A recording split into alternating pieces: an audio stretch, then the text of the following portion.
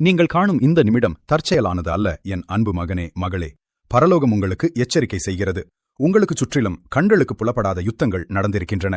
உங்கள் சமாதானத்திற்கு எதிரான அமைதியான தாக்குதல்கள். உங்கள் முகத்தில் சிரித்து உங்கள் வீழ்ச்சியை விரும்பிய மறைந்திருந்த நபர்கள்.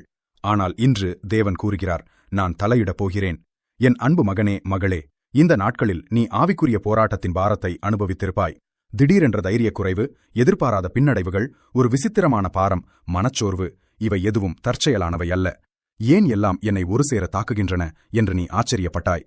ஏனெனில் உங்களுக்காக வரவிருப்பது மிக மிக பெரியது. அதை தடுக்கவே எதிரி முயன்றது. ஆனால் இந்த நாளில் இதை நீ தெளிவாக கேள். உனக்கு எதிராக உருவாக்கப்பட்ட எந்த ஆயுதமும் வெற்றி பெறாது. உன்னை காயப்படுத்த எண்ணிய அனைத்து மறைக்கப்பட்ட சதித்திட்டங்களையும், பொறாமை கொண்ட அனைத்து இருதயங்களையும், எல்லா புறங்கூறுதலையும் நான் வெளிச்சத்திற்கு கொண்டு வருவேன். நான் அதை தலைகீழாக மாற்றுவேன். உன் வாழ்க்கையை தொடுவதற்கு முன்பே ஆவியிலே நான் அந்த வாய்களை அடைப்பேன். திட்டங்களை முறியடிப்பேன். நீ எல்லா யுத்தங்களையும் பார்க்கவில்லை, ஆனால் நான் பார்க்கிறேன். நீ எல்லா உரையாடல்களையும் கேட்பதில்லை, ஆனால் நான் கேட்கிறேன். நீ எல்லா நோக்கங்களையும் அறிவதில்லை, ஆனால் நான் எல்லா இருதயங்களையும் அறிகிறேன். உன் முன்னால் சிரிக்கவும், ஆனால் நீ தோல்வியடைய விரும்பியவர்களையும் நான் கண்டேன். உன் போராட்டத்தை பார்த்து மௌனம் காத்தவர்களையும் நான் கண்டேன். விசுவாசத்தை பாசாங்கு செய்து ஆனால் ஆவியிலே பொறாமை கொண்டவர்களையும் நான் கண்டேன். பரலோகம் இன்று அறிவிக்கிறது, உங்களது வாழ்க்கைக்குள் அவர்களின் பிரவேசம் முடிவடைகிறது. தவறான நபர்களை நான் நீக்குவேன். தவறான வாசல்களை நான் மூடுவேன்.